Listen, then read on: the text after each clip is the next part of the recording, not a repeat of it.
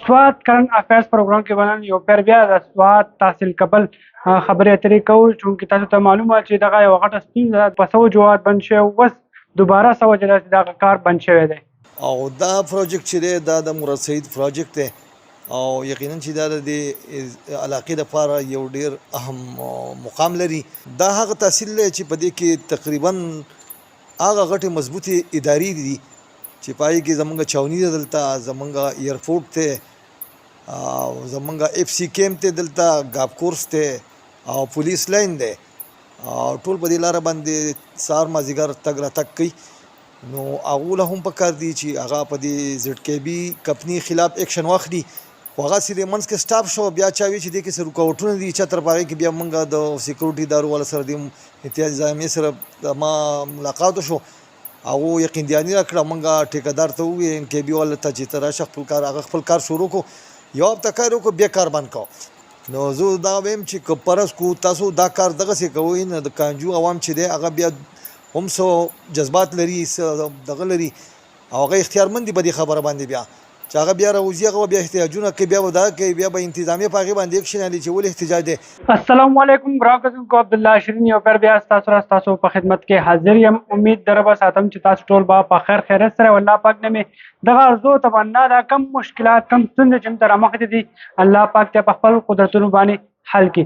سواد کرنٹ افیرز پروګرام کې باندې یو پیر بیا د سواد تحصیل کبل خبرې اترې کوو چونکې تاسو ته معلومه چې دغه یو غټه ستونزه د روډ کرنلی شوی دی. په دغې حوالې سره د خلکو تحفظات دي، شکایات دي او بیا خاص کر په کانجو کې چې کومه روډ ون سایډ ته کومه نالۍ کرنلی شوې ده، په دغې وجه باندې خلکو ته هم مشکلات دي. دغه باندې کار بند شوی دی. ولې بند شوی دی؟ په دې حواله سره زموږ سره نن په سټوډیو کې په لایو کال باندې موجود دی د سواد تحصیل کبل چیرمن سید خان. سید خان، اول خو تاسو ته په پروګرام کې هرکلی وایم، ستړي مه شئ. څه نظر لرئ په دې حوالې سره چونکې دغه روډ باندې کار شروع شوی دی باغډرۍ ټو شموزو، دغه روډ باندې کار شروع دی، د اوسه پورې دغه کار بند دی، بندیز کار دی، بار بار خلکو ته مشکلات دی، اکسیډنټ کېږي، ستونزې دي خلکو ته. نو تاسو دې منصوبې ته په څه نظر ګورئ؟ آیا دا منصوبه ښه ده نه ده ښه؟ چونکې دا په تېره شوي ګورنمنټ کې مراد سعید په فنډ باندې دا کوم دی دا ترقۍ دا سفر چې دی شروع دی، خو دې خلکو دا هلک دی دا نظر هم ګوري چې دا یو ډېره زیاته ستونزه هم جوړه شوې ده، مسله جوړه شوې ده.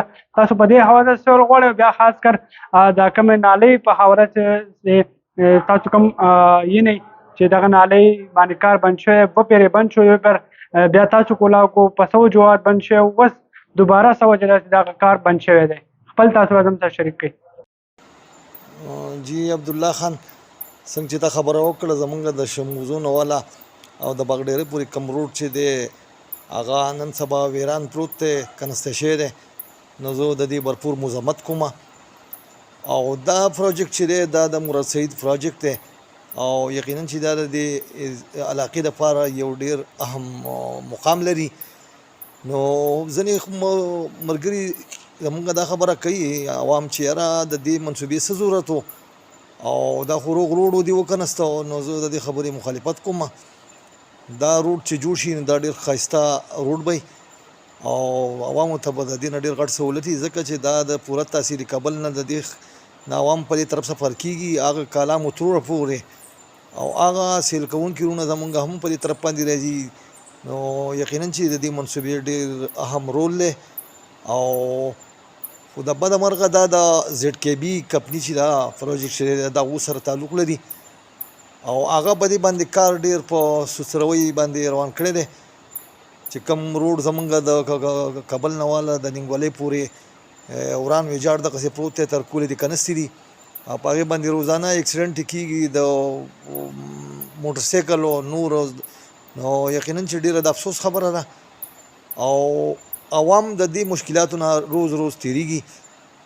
دا هغه تحصیل دی چې په دې کې تقریبا هغه غټې مضبوطې ادارې دي چې په هغې کې زمونږ چاوني ده دلته، زمونږ ایرپورټ ته او زمونږ اف سی کیمپ ته دلته ګاب کورس ته او پولیس لاین دی. دا تحصیل کابل کې دا ټول رادن نه دي او تحصیل کابل 39 ویلیج کونسل دی او په دې کې د 15 لکو خواوشه عوام چې دی هغه ژوند تېروي.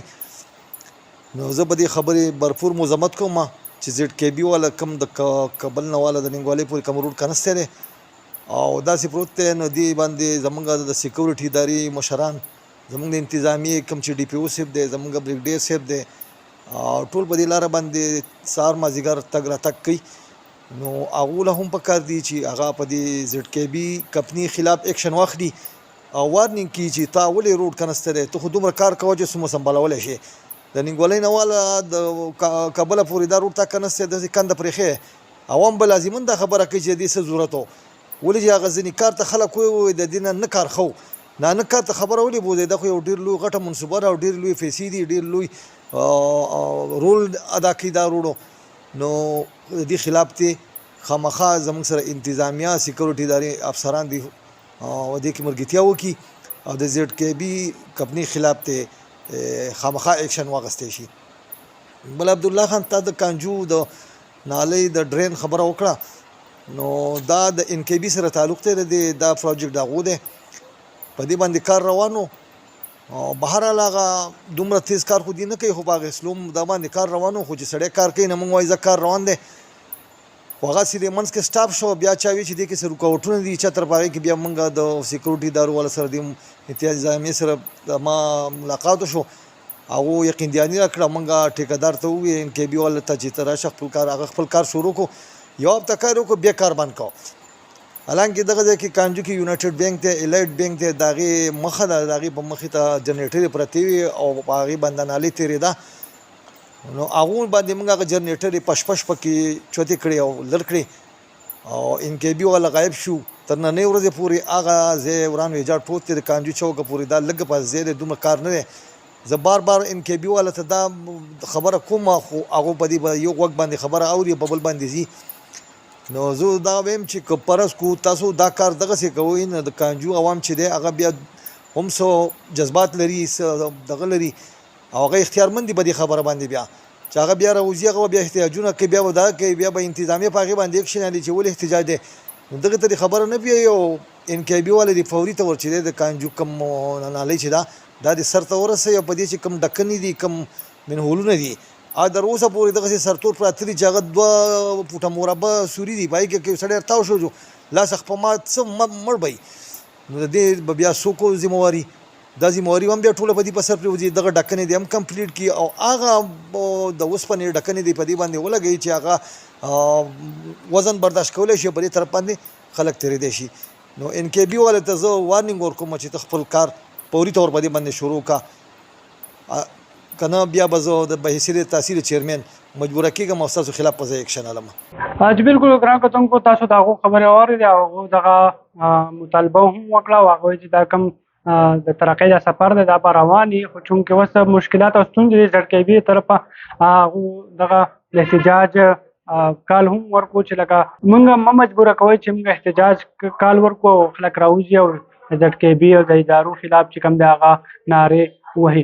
دغه رانتې کومې د نالۍ چې ستونزه ده دغه حوالې سره هغه وایي چې هغو ته د فنډینګ مسله ده، پکار ده چې دا هم فنډینګ وشي، حکومت په دې باندې ټوس ګامونه پورته کړي، چونکې دا یو غټې ستونزې دي، په دې د حل کېدو لپاره ټوس ګامونه اوچتول پکار دي. زه عبدالله شرین په دې ټایم تاسو نه اجازت غواړم. لوی الله په امان.